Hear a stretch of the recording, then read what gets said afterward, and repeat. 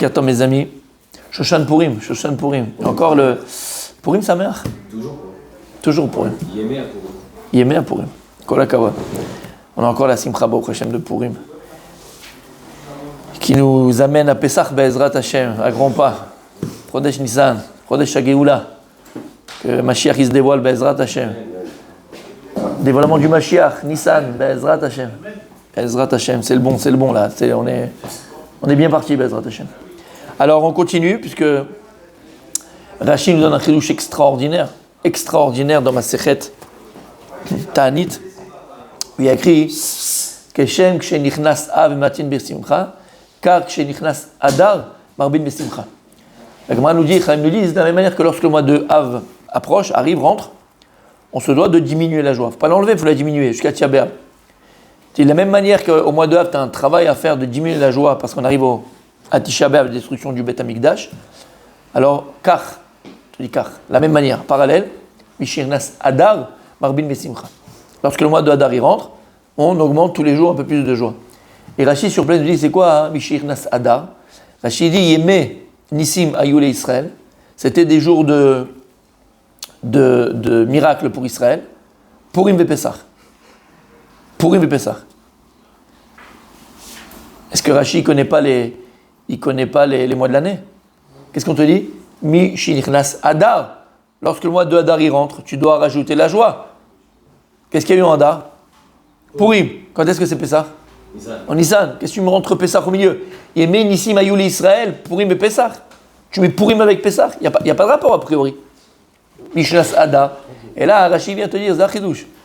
Mishirnas Hadar Misimcha. Il te dit, Yémé Nissim Ayouli Israël, c'était les jours de miracle pour Israël, Purim et Pessah. C'est-à-dire que le mois de Hadar, c'est le début de la Simcha de Hadar et de Nissan et de Pessah. Parce qu'en vérité, le mois de Hadar, Purim et Pessah, l'essence des miracles, c'est le même. L'essence du miracle, c'est le même. La simcha, c'est la même. Oui, mais pas que. Je parle de l'essence du miracle. L'essence du miracle, c'est le même. Et donc, ça commence à Purim pour nous préparer Be'ezrat Hashem à Pessah et à la Géoula Shlema. La Géoula complète et entière Be'ezrat Hashem. Donc, quel rapport entre Pessah et Purim? Puisque Rashi fait le parallèle. Rashi fait le parallèle entre Purim et Pessah. La simcha, elle commence au mois de Hadar et elle continue, d'après Rashi, jusqu'à Pessah. Vous voyez le parallèle? On a dit que l'essence du miracle, c'est le même. Pourquoi est-ce que l'essence du miracle, c'est le même? C'est quoi le miracle de Purim? Quelle est la magnificence du miracle de Purim? Qu'est-ce qui a fait que l'homme Israël kiblou? Bekimwa Yehudim. On a reçu la Torah Be'ahava. Purim, on a reçu la Torah Be'ahava. C'est quelque chose qu'on n'avait pas reçu à Matan Torah. Comme on avait dit qu'à Purim, c'est le vrai Matan Torah, le vrai don de la Torah. Kabbalah Torah, c'est à Purim. C'est pas ça que Purim, elle a toutes les fêtes en elle. Elle a Rosh Hashanah, elle a Kippour, elle a Purim, elle a Purim, elle a Shavuot, elle a tout, tout est dans Purim. Mais si on réfléchit au miracle de Purim, c'est quoi l'essence même du miracle? C'est quoi la splendeur du miracle? On l'a dit le matin. C'est que de voir du début jusqu'à la fin de la Megillah, comment Akadosh Baruch Hu, il a tout inversé. Comment tout s'est inversé, et tout ce que nos ennemis ont fait contre nous, finalement, ça s'est retourné contre eux. Ouais, la Megillah, ce n'est que ça, d'accord? En donnant, au début de la Megillah, en donnant ce conseil à Achashverosh de tuer Vashti, lui, Haman, il pensait donner sa fille à Achashverosh, mais en vérité, en donnant ce conseil à Achashverosh de tuer Vashti, il a donné la place à qui? À Esther. Et donc, en vérité, tout ce qu'il a voulu faire Haman et tout ce qu'ont voulu faire nos ennemis, on le voit, c'est retourné contre eux. Et c'est ça la beauté du miracle, comment Kadosh Baruch Hu il a fait. Mais Pessah, c'est pareil. Pessah, c'est Bidiouk Otodava. Vena Forchu. Tout ce que les Égyptiens ont fait contre l'âme Israël, c'est finalement, bonjour, Bokerta, c'est finalement retourné contre eux. D'accord? Les conseillers de Paro lui ont dit, on a vu dans les astres que le sauveur d'Israël, le Mashiach d'Israël, le sauveur d'Israël, il va naître. Donc il va falloir que tu règles ce problème, contrecarrer ce plan-là. Tu vas jeter tous les enfants, les garçons, dans le Nil. Donc qu'est-ce qu'ils ont voulu faire, les Égyptiens? Contrecarrer les plans d'Akadosh Baruch Hu, contrecarrer la naissance du Mashiach et donc de Moshe Rabbeinu. Ah oui, Bena Forchu. Non seulement en jetant Moshe Rabbeinu dans le Nil, il va être sauvé, mais pas que. Tu vois, Paro, c'est ta propre fille qui va venir le sauver. C'est pas une étrangère. Ta propre fille, ta propre fille, elle va venir le sauver. Elle va te l'amener à la maison et tu vas le nourrir, le dorloter, lui payer les études. Tu vas le faire grandir, lui payer les vêtements. Tu vas le faire jouer, l'aimer comme un fils. Tu vas le faire jouer sur tes genoux. Toi, tu vas le nourrir. Et si tu réfléchis sur... La fille de Paro? Batia? Pas la sœur. Non, la fille. Batia, la fille de Paro. Fille de Paro. Batia, et c'est pour ça que quand elle est descendue dans le Nil, il y en a qui disent que... Par contre, lorsqu'elle est descendue dans le Nil, non. D'accord. C'était le petit-fils de Paro? Petit-fils de Paro, adoptif. C'est ce que je viens de dire. Tu vas le faire grandir sur tes genoux. Ça va être ton petit-fils adoptif. Tu vas l'amener à l'école, tu vas le faire revenir, tu vas préparer le goûter, tu vas le truc, tu vas jouer avec lui. Tout. Mais là, fort. Et d'ailleurs, ce que je disais, c'est que quand est-ce qu'elle a changé son nom, entre guillemets, parce que la Torah, elle l'appelle déjà comme ça, c'est lorsqu'elle va descendre dans le Nil. Elle, a priori, elle descend, ils disent les Chachamim, c'est pour faire le mikvé, parce qu'elle voulait se convertir. Elle était Bat Paro, on la voit, Bat Paro, et après, elle est appelée Batia, la fille de Dieu. Batia. Et le Zohar HaKadosh, il dit que dans la Mechitza de Moshe, chaque sadique Vetzaïk Teshlo Mechitza Ba'olam HaEmet. Chaque sadique, il a une cour à lui. D'accord? Dans le monde d'en haut. Après 120 ans, il a une cour. D'accord? Comment on dit? Khatser. Pas Khatser. Un Khatser, ouais. Khatser, ouais. Il a une maison, d'accord? Il a comme sa propre maison. Il a un Khatser. Chacun, il a son domaine. Il a un domaine à lui. D'accord? Chaque sadique, il a un domaine à lui. Il y a écrit que personne ne peut rentrer. Bon, Kertov. Personne ne peut rentrer. Personne égale.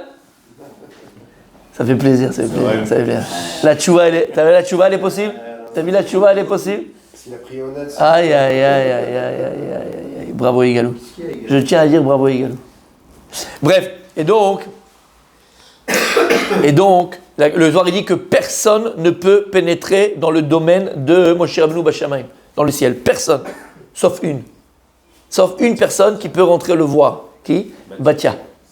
C'est la seule qui peut rentrer dans le Khatser de Moshe, parce que c'est tellement du feu, Moshe Rabbeinu, tellement Karanor Panav, personne ne peut l'approcher. Une. Le Zohar, il dit, le seul cas de permission, c'est Batia de rentrer et de voir Moshe Rabbeinu une fois par an, pour voir la grandeur de Batia. C'est une de ceux qui sont rentrés vivantes au Gan Eden, Batia aussi. C'est de cette cagnotte comme il n'y a pas. Bref. Elle est morte avant la sortie d'Égypte. Je ne sais pas. Elle n'est pas sortie avec eux. Elle n'est pas sortie avec eux? Non, je ne sais pas. J'ai pas vu, je ne sais pas. Je ne sais pas. Très bonne question. Il faudrait voir Indiana à la recherche du Batia perdu. On va voir. D'accord. Non, très bonne. C'est des questions, tu vois, pertinentes. C'est vrai. Et donc, messieurs, quand tu vois les miracles de Pessah, Behemet, c'est Vena Forou. Comme on voit, tu as voulu annuler le sauveur d'Israël. Tu vas avoir ta propre fille, tu vas le faire, tu vas t'occuper, tu vas le faire grandir. Mais en vérité, tous les miracles de Pessah, Vena Forou. On dit même que le dam, première Maca, d'accord, du dam, il y a plusieurs commentateurs, c'est le dam des enfants qui prenaient par eau, sur lesquels il les égorgeait quand il y avait la lèpre, et ils se baignaient dedans. Mida, Kenegen Mida, Vena Forou. Tout ce qui s'est passé en vérité en Égypte, c'est comme la Megillah. Et à la fin, l'apothéose, le miracle en vérité de la sortie d'Égypte, c'est quoi? Il y a fait Kriyat Yam-Souf. Et la question qu'on avait posée 1000 fois, rappelle-toi Rabbi David, la question qu'on avait posée 1000 fois, pourquoi est-ce que l'homme Israël n'a pas fait de Shira en Égypte? Après les 10 plaies, dernière plaie, elle arrive, Makat Bechorot, on sort avec les ânes remplis d'argent, d'or, de machin, Bizat Mitzrayim, Mamash, d'accord, on a... Bon, mais c'est la Bizat Mitzrayim, mais sur Chrétien tout, mais on est sorti avec beaucoup de... Pourquoi ils ont pas fait la Shira? Ça y est, on est libre. Ils auraient pu faire Azashir Moshe, on sort d'Égypte, ça aurait été joli aussi, ça aurait été beau.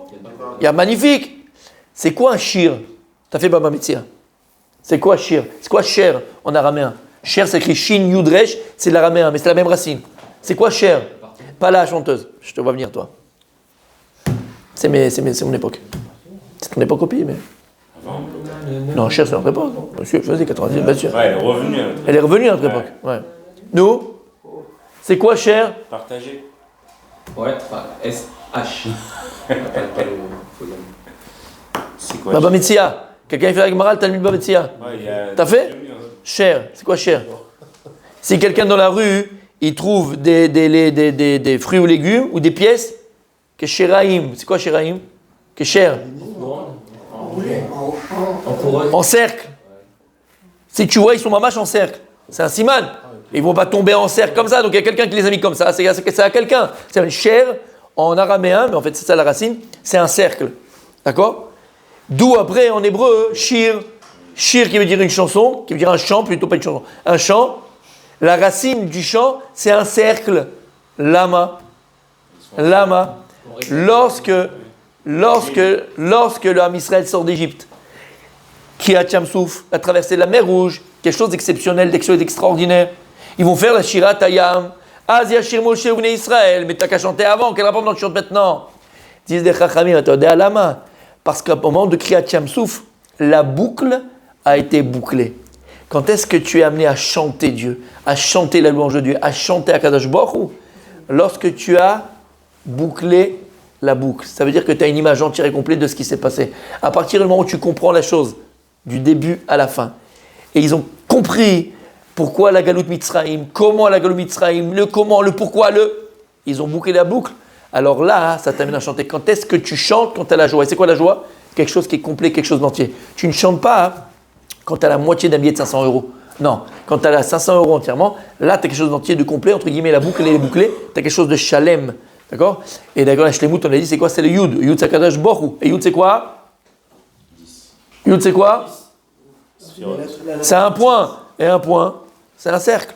Tu as compris? C'est la shlemut. Quand est-ce qu'une personne est amenée à chanter? Lorsqu'elle a une vision et une compréhension totale de ce qui lui est arrivé dans le tov, dans le bon. Maintenant, elle comprend la bonté d'Hachem. Am Israël, lorsqu'ils ont vu que les Égyptiens sont morts, et là c'est la fin, c'est fini, puisque tous ils ont été noyés, sauf Paro. Tous ont été noyés. Lorsqu'ils ont vu que les Égyptiens ont été perdus, parce que eux-mêmes ont voulu perdre le peuple juif, noyer le Ham Israël, noyer Mashiach Hashem, ils ont eu une vision complète et entière. Alors là, ça les a amenés à shir. La shir, ça vient de cercle, parce que lorsque tu boucles la boucle, alors là tu peux chanter Dieu. Shamata, et donc en vérité c'est quoi Pessah? Fenafor. Tout ce que les Égyptiens ont fait contre Ham Israël, ça s'est retourné contre eux. C'est pour ça que Rachid dit dans Mesret Ta'anit, quand le mois de Hadar y rentre, qu'est-ce qui se passe? Marbin Besimcha. Et Rachid nous dit, Yemen ici Mayoule Israël, Purim ve Pessah. Parce que la joie du mois de Hadar, la joie de Purim, c'est que le début, pour nous faire rentrer aussi dans le mois de Nissan et dans Pessah. Pessah, comme il y a écrit dans la Gemara, de la même manière qu'on a été délivré au mois de Nissan, alors on sera aussi délivré au mois Bezrat Hashem de Nissan. Donc la véritable Géoula qu'on attend et qui va se passer, qui va arriver là maintenant, c'est au mois Bezrat Hashem de Nissan. Donc c'est parce que je disais que Purim n'est pas fini, messieurs. Purim, c'était la porte qui va nous faire rentrer Bezrat Hashem dans... Non, il n'y a plus de mitzvah de boire, d'accord? Par contre, on voit encore que même à Pessah, il y a encore le vin, il y a encore les 4 verres. Donc tu vois le rapport entre Purim et Pessah. Il y a encore les 4 verres, il y a encore l'yan de vin. Lama, c'est la même maout, c'est la même essence, c'est la même matrice, c'est au d'abord. Purim nous prépare à la Géoula Shlema, à la Géoula entière et complète qu'on va vivre Bezrat Hashem à Pessah. Donc, le moussard de ce matin, Rabbi aussi, tu ne dois pas t'arrêter d'être joyeux. C'était que le début, mon tzaddik. Là, tous les jours, tu augmentes la joie. Bon, je te connais, donc tu te calmes, d'accord, quand même, parce que je sais que toi, tu n'as pas de limite, mais on t'en donnera des limites. Tu comprends ce que je veux dire par là? Ah bah, la simcha, elle doit être jusqu'à Pessah, mamash, augmenter la simcha, Et on doit, comme il dit Rabbi Nachman très souvent, je fais ça pour égal, parce que sinon, Rabbi Nachman, il n'a pas parlé Rabbi Nachman, c'est foutu, c'est très, je ne reviens pas. Pour faire un plaisir égal, d'accord? Comme il dit Rabbi Nachman, parfois si tu n'arrives pas à être joyeux. Non, je sais Michel. Non. C'est vrai? Non. Si tu n'arrives pas, Rabbi David, à être joyeux par toi-même, parce que la vraie simcha, c'est quoi? C'est la simcha limite, c'est la joie intérieure, d'accord? Ça, c'est la véritable simcha. C'est une joie amitite, vraie. Et il dit, Rabbi Nachman, que si tu n'arrives pas à retrouver en toi cette simcha, cette joie intérieure, donc véritable, alors comment dire fais semblant, exactement. Fais semblant de manière extérieure. Exactement, fais semblant de manière extérieure, à être joyeux, fais des choses un petit peu qui amènent la joie, d'accord? Manière extérieure, mets un nez rouge. Viens donc avec un nez rouge, c'est pas grave. Viens avec un nez rouge, égal, c'est pas grave. D'accord? Donc viens avec un nez rouge. Fais des choses extérieures, même si Bémet au limite, tu as du mal. Provoque exactement. Et c'est un Rav Dessler en fait, tu vois, tout se retrouve. Il dit pareil, Rav Dessler. On est dans une génération de la superficielle, chitzonite. Alors il parle de lui il y a 70 ans, 80 ans. T'imagines aujourd'hui. Et il dit on est une génération, Rabbi Michael, de superficielle. C'est que le candidaton et comment j'apparais, comment je parais, pas apparais, comment je parais exactement à l'extérieur. D'accord? C'est pour ça que je vais refaire les cheveux, je vais refaire la barbe, je vais refaire la couleur, je vais refaire les ongles, l'autre il faisait les pieds, l'autre il faisait les machins. C'est que comment je vais paraître, parce qu'en vérité, à l'époque les gens ils étaient chauves, mais c'était beau, pas avoir honte. C'est beau quelqu'un qui n'a pas de cheveux.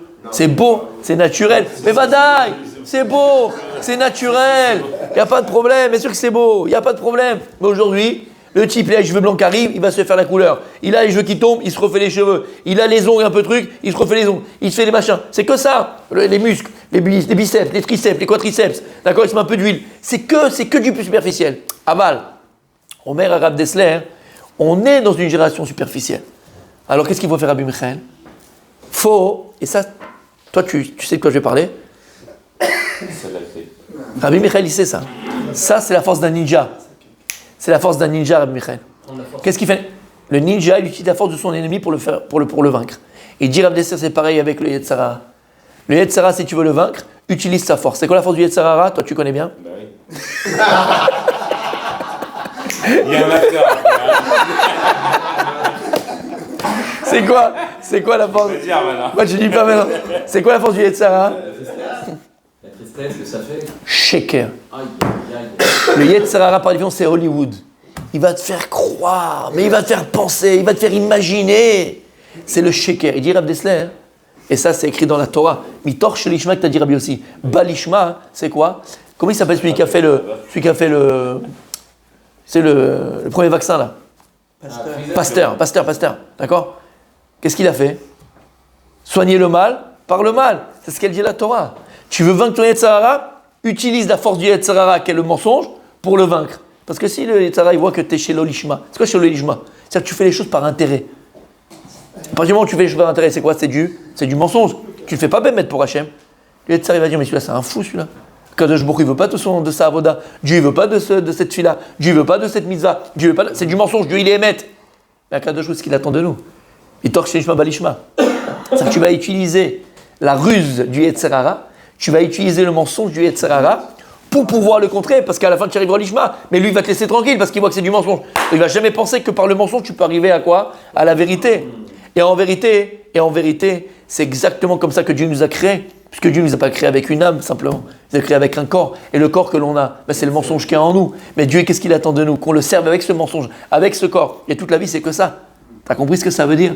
Mitor Shishma Balishma. Donc vaincre le Yetzirah, par quoi?